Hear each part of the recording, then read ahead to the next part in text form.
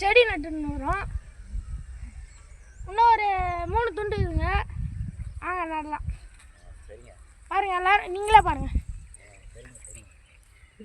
ஒருத்தங்க சரிங்கன்னாங்கிறாங்க.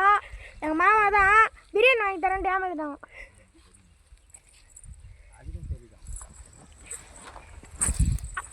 இதோ போடுற பிளாஸ்ட் ஒட்டிக்குதுங்க.